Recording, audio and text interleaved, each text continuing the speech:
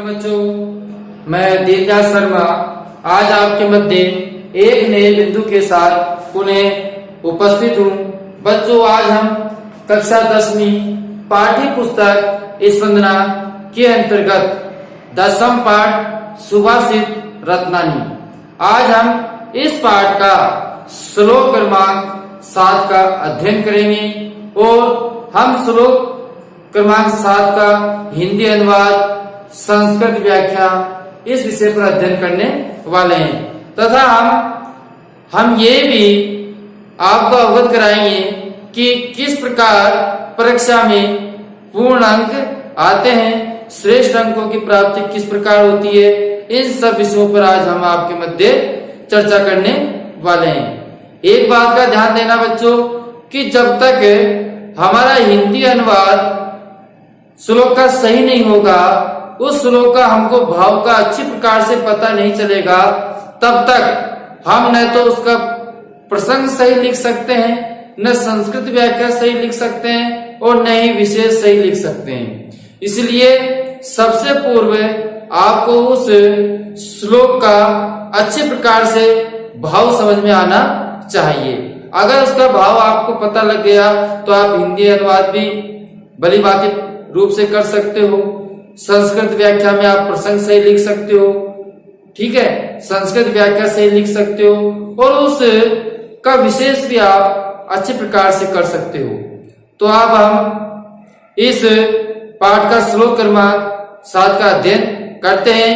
हमने पूर्व में इसी पाठ के 6 जो श्लोक थे उनकी आपको हिंदी अनुवाद व संस्कृत व्याख्या पूरे वीडियो में हम आपको बता चुके हैं। तो बच्चों, हमारा जो श्लोक क्रमांक 7 है वह है धन धान्य प्रयागेषु विद्याया संग्रहेषु च आहार व्यवहारे च त्यक्त लज्जे सुखी भवे।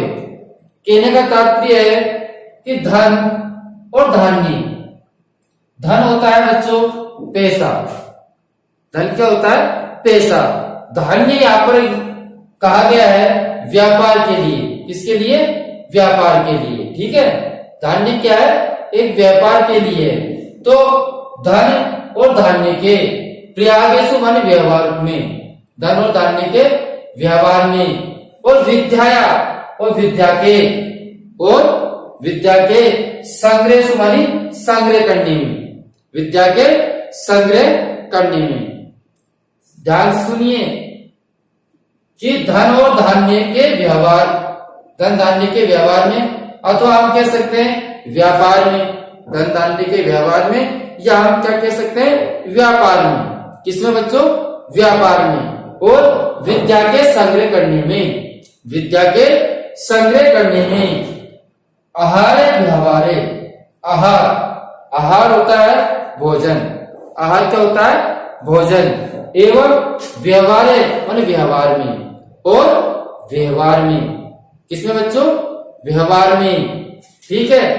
च माने और, त्याग माने त्याग देनी चाहिए, त्याग देनी चाहिए। क्या? लज्जा माने लज्जा, लज्जा त्याग देनी चाहिए। लज्जा किसमें त्याग देनी चाहिए बच्चों? आहार और व्यवहार में, भोजन एवं व्यवहार में लज्जा को त्याग देना चाहिए, लज्जा रहित हो जाना चाहिए। तो वही व्यक्ति सुखी भवे, वही व्यक्ति क्या होता है? सुखी होता है। तो हमारा जो श्लोक क्रमांक 7 है, इस श्लोक क्रमांक 7 में ये बताया गया है कि कौन सा व्यक्ति जीवन में सुखी होता है। तो सुनिए, जीवन में कौन सा व्यक्ति सुखी होता है? वही व्यक्ति सुखी होता है जो धन और धान्य के व्यवहार में अथवा व्यापार में और विद्या के संग्रह करने में तथा भोजन एवं व्यवहार में लज्जा रहित होकर, लज्जा रहित होकर सुखी होना चाहिए।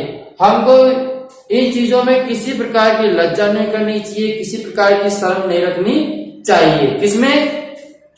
धन में और धान्य में, मतलब कि धन और धान्य के व्यवहार में, धन और धान्य के व्यवहार में हमें किसी प्रकार की लज्जा नहीं रखनी चाहिए, अथवा हम कह सकते हैं व्यापार में और विद्या के संग्रह में।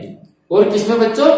विद्या के संग्रह में, मतलब कि धन धान्य के व्यवहार में अथवा व्यापार में और विद्या के संग्रह में, तथा आहार व्यवहार है भोजन एवं व्यवहार में, भोजन और व्यवहार में लज्जा रहित होकर के, लज्जा रहित होकर सुखी होना चाहिए, लज्जा रहित होकर सुखी होना चाहिए।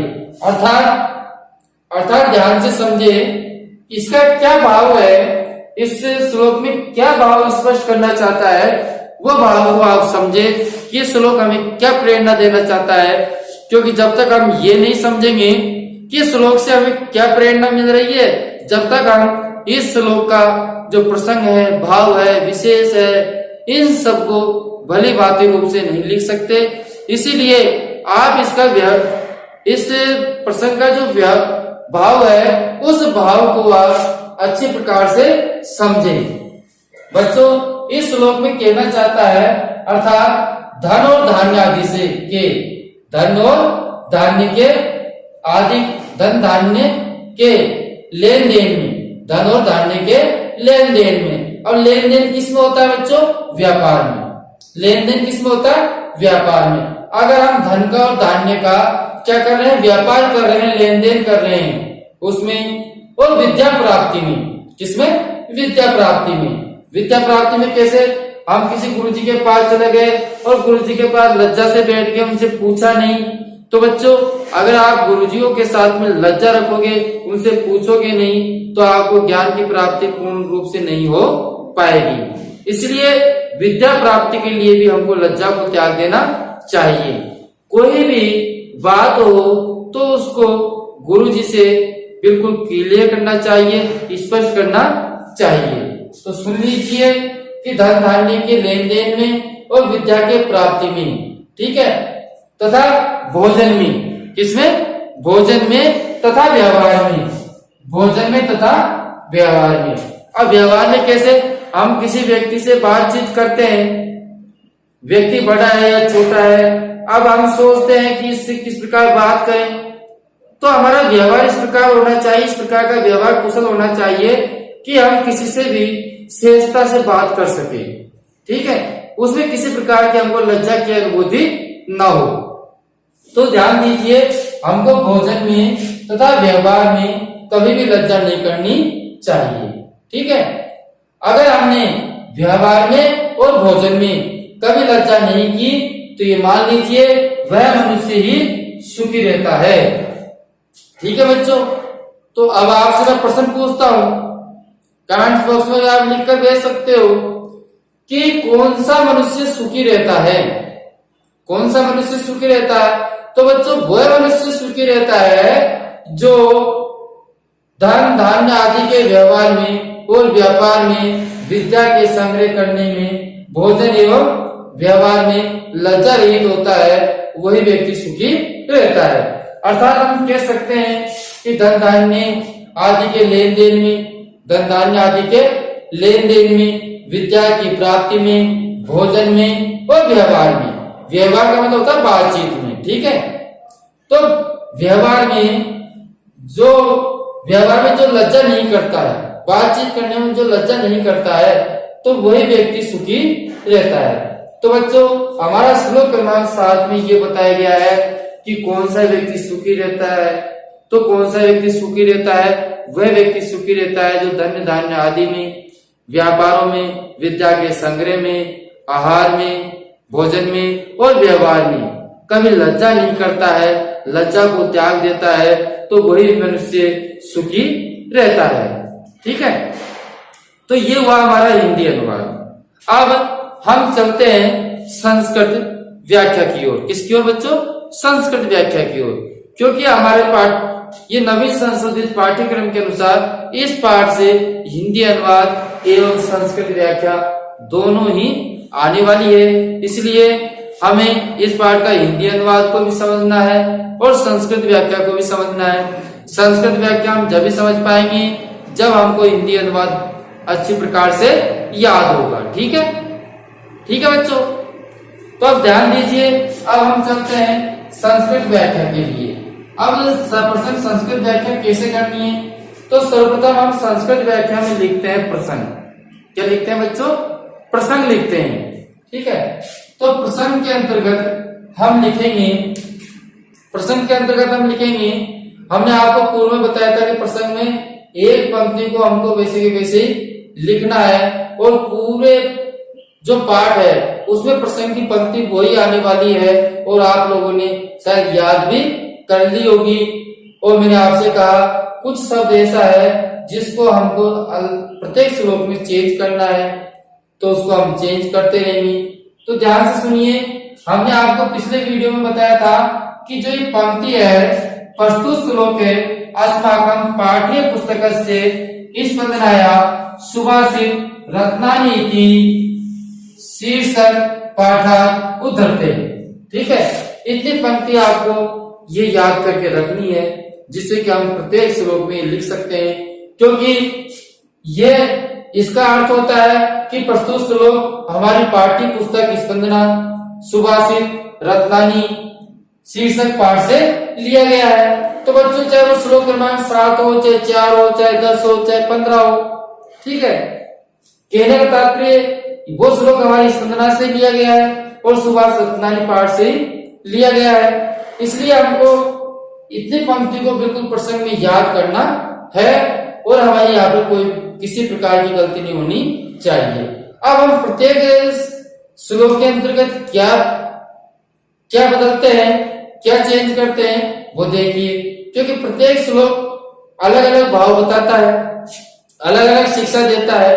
तो हमारा ये श्लोक का प्रसंग क्या है, ये श्लोक हमें किस प्रसंग की ओर ले जा रहा है वो हमको लिखना है। तो बच्चों ये श्लोक हमको किस प्रसंग की ओर ले जा रहा है, ये प्रसंग ये ले जा रहा है हमको कि जो सुख प्राप्ति के लिए कभी लज्जा नहीं करनी चाहिए, लज्जा को त्यागना चाहिए, हमको ये श्लोक ये बताना चाहता है। तो हम लिखेंगे अस्मिन् श्लोके ये श्लोक, अस्मिन् श्लोके ये श्लोक धन धान्यादि प्रयागेषु, धन धान्यादि प्रयागेषु सुख प्राप्ते, सुख प्राप्ति के लिए धन धान्य आदि प्रयागेषु सुख प्राप्ति लज्जाया, लज्जाया त्याग से प्रेरणा प्रदत्ता, प्रेरणा प्रदत्ता।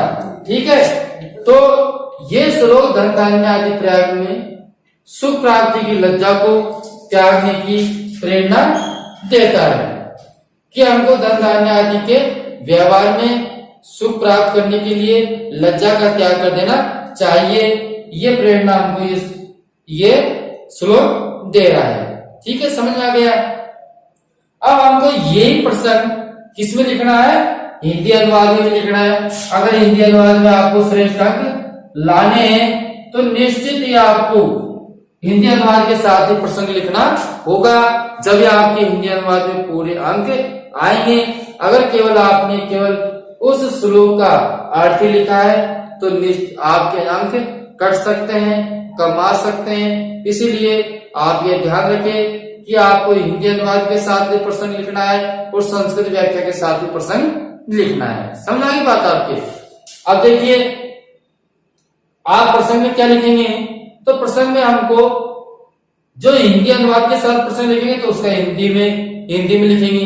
हिंदी में कैसे लिखेंगे कि प्रस्तुत श्लोक अस्माकं, हम प्रस्तुत श्लोक हमारी पाठ्य पुस्तक स्पंदना सुभाषित रत्नानी शीर्षक पाठ से लिया गया है और इस श्लोक में धन धान्य आदि के व्यवहार में सुख प्राप्ति के लिए लज्जा को त्याग देना चाहिए। यह श्लोक हमको प्रेरणा देता है। ठीक है, इतना सा हमको प्रसंग में लिखना है। इतना सा हमने लिख दिया तो हमारा काम पूरा हो गया। अब इस प्रसंग के बाद फिर लिखते हैं हम क्या, हिंदी अनुवाद। क्या लिखेंगे बच्चों, हिंदी अनुवाद। ठीक है, अब उसमें हिंदी अनुवाद लिखेंगे और यहाँ क्या लिखेंगे, संस्कृत व्याख्या। अब संस्कृत व्याख्या हमको ये श्लोक ध्यान है, इस श्लोक का अर्थ ध्यान है, तो इसके अनुसार हम संस्कृत व्याख्या करते हैं। निश्चित रूप से आपको अगर अर्थ ध्यान आ गया, उस श्लोक का भाव आपको समझ में है, तो निश्चित ही आपको संस्कृत व्याख्या भी समझ में आएगी और आप अच्छी प्रकार से कर सकते हैं। ध्यान से सुनिए, क्या मानी कौन, लज्जा रहित, कौन लज्जा रहित जन मान व्यक्ति सुखी भवती थी, सुखी होता है। ठीक है, तो कौन लज्जा रहित व्यक्ति सुखी होता है। पदे अस्मिन, इस पद में वर्णन किया गया है। तो बच्चों ये प्रस्तुतिकरण है। अगर संस्कृत व्याकरण लिखते समय आपका प्रस्तुतिकरण सही रहता है तो निश्चित ही आपके श्रेष्ठ अंक आएंगे। इसमें किसी प्रकार की विचार करने योग्य बातें नहीं है। क्यों? आपका अगर प्रस्तुतिकरण सही है तो निश्चित ही आपके श्रेष्ठ अंक आने की संभावना है। इसलिए हमको संस्कृत व्याकरण लिखते समय उसका प्रस्तुतिकरण है वो भी भली भांति सही रूप में देना है कि हम किस विषय में कैसे इसकी व्याख्या कर रहे हैं उसको लिखना अच्छे प्रकार से। तो हमने लिखा है कौन लज्जा रहित व्यक्ति सुखी होता है। इस पद में कवि वर्णन करते हुए कवि कहता है यदि कि धन धान्य आदि नाम, धन धान्य आदि के व्यापारेषु, व्यापार में, धन धान्य आदि में, व्यापार में, विद्याया और विद्या के, अर्जनेषु अर्जन करने में, और विद्या के अर्जन करने में। ठीक है, तो कवि क्या कहता है कि धन धान्य आदि में, व्यापार में, विद्या के अर्जन करने में, भोजन में, तथा परस्पर व्यवहार में। परस्पर व्यवहार होता है आपस में वार्तालाप, तो परस्पर व्यवहार में ये हमारी जो व्यक्ति लज्जा रहित भवती, जो व्यक्ति लज्जा रहित होता है स सुखी भवती, वही सुखी होता है। जो व्यक्ति लज्जा रहित होता है वही व्यक्ति क्या होता है? सुखी होता है। एतेषु, यह कदापि लज्जा न कर्तव्याम। एतेषु इसलिए, कदापि माने कभी भी, लज्जा नहीं करनी चाहिए। इसलिए कभी भी लज्जा नहीं करनी चाहिए। ठीक है बच्चों, पूरे ध्यान से सुनिए। कै लज्जा रहित जने सुखी भवती थी पद्य अस्मिन् वर्ण्यन कवि कथयति यत् धन धान्य आदिना व्यापारेषु विद्याया अर्जनेषु का होता है अर्जन करने में, ग्रहण करने में, है ना, विद्या ग्रहण करने में, भोजने तथा च परस्पर व्यवहार, ये जने, जो व्यक्ति लज्जा रहित होता है स सुखी भवती, वही सुखी होता है। एतेषु कदापि लज्जा न करते हुए, इसलिए कभी भी लज्जा नहीं करनी चाहिए। एक बार पुनः हिंदी में समझ ले जिससे कि आप इसकी संस्कृत व्याख्या आसानी से लिख सकेंगे। कौन लज्जा रहित व्यक्ति सुखी होता है, ये इस पद में कवि वर्णन करते हुए कहता है कि धन धान्य आदि के व्यापार में, विद्या के अर्जन करने में, भोजन में तथा परस्पर व्यवहार में जो व्यक्ति लज्जा रहित होता है वही सुखी होता है। ये कभी भी, इसलिए कभी भी लज्जा नहीं करनी चाहिए। तो हमको इस प्रकार संस्कृत व्याख्या लिखनी है और यहाँ हिंदी अनुवाद लिखना है। अब अगला जो हमारा बिंदु है वो विशेष है। हिंदी अनुवाद के साथ में हमको विशेष लिखना है। जो मैं संस्कृत व्याख्या का विशेष बता रहा हूँ उसका जो हिंदी अनुवाद आपको बताऊंगा वो हिंदी अनुवाद आप इस विशेष में लिखेंगे, जब जाके आपके हिंदी अनुवाद में अच्छे अंक आएंगे। ध्यान से सुने, हमको विशेष में क्या लिखना है। जो हमने अभी तक पढ़ा है वही विशेष है, वही मेन है। तो एक बार ध्यान से सुन ले। प्रस्तुत श्लोक में कवि ना प्रतिपादित है, कवि ने प्रतिपादित किया है कि जीवन में सुख प्राप्ति के लिए, प्रस्तुत श्लोक में कवि ने प्रतिपादित किया है कि जीवन में सुख प्राप्ति के लिए लोक व्यवहार मतलब आपस में वार्तालाप करके, लोक व्यवहार धन धान्य आदि में च कदापि, और कभी भी, धन धान्य आदि में कभी भी लज्जा नहीं करनी चाहिए। समझ में आगे बात कि प्रस्तुत श्लोक में कवि ने प्रतिपादित किया है कि जीवन में सुख प्राप्ति के लिए लोक व्यवहार और धन धान्य आदि में कभी भी लज्जा नहीं करनी चाहिए। एतेषु, यह व्यवहार से स्पष्टता भवेत्। ये व्यवहार से स्पष्ट होता है। ये किससे स्पष्ट होता है? व्यवहार से स्पष्ट होता है। एक बार आप शॉर्टकट पर लिखा हुआ है उसका स्क्रीनशॉट ले सकते हैं। ध्यान से सुनिए, प्रस्तुत श्लोक में कवि ने प्रतिपादित किया है कि जीवन में सुख प्राप्ति के लिए लोक व्यवहार और धन धान्य आदि में कभी भी लज्जा नहीं करनी चाहिए। ये व्यवहार से स्पष्ट होना चाहिए। हमको व्यवहार से स्पष्ट होना चाहिए, हमारे व्यवहार में आना चाहिए। ठीक है बच्चों, तो ये ऐसा ही इसका हिंदी अर्थ है वो आप हिंदी अनुवाद में लिखेंगे और संस्कृत व्याख्या में आपको नहीं दिख रहा है तो ध्यान से आप सुन ले कि प्रस्तुत श्लोक के कवि नाम प्रतिपादित है यह जीवने सुख प्राप्ते लोक व्यवहारे धन धान्य आदिषु न च कदापि लज्जा न करणीया एतेषु व्यवहार से स्पष्टता भवेत्। ठीक है बच्चों, तो इस प्रकार हमारे श्लोक क्रमांक 7 की संस्कृत व्याख्या पूर्ण हुई। आपको हमारा वीडियो अच्छा लगा है तो वीडियो को आप लाइक करना ना भूलें। जिन्होंने अभी तक हमारे चैनल को सब्सक्राइब नहीं किया है तो वो चैनल को भी सब्सक्राइब कर ले, जिससे कि हमारे पिछले वे आने वाले वीडियो निरंतर आपके पास पहुंच सके। अब हम आपसे अगले वीडियो में फिर मिलते हैं, तब तक के लिए धन्यवाद।